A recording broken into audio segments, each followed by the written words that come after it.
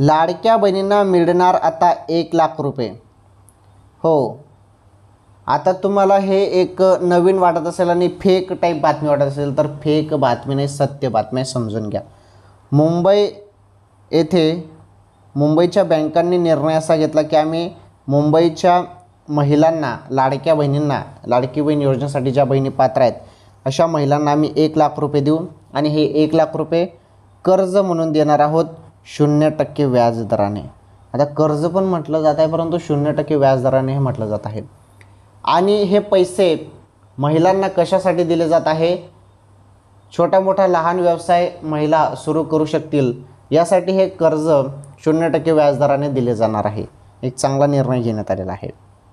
आणि राहिली बात ऑगस्ट हप्त्याची, तर लाडक्या बहिणींना ऑगस्ट हप्त्याचे 1,500 रुपये सुरू झालेला आहे. कोणत्या क्षणी तुमच्या खात्यामध्ये जर आले नसतील तर पैसे येऊन जातील.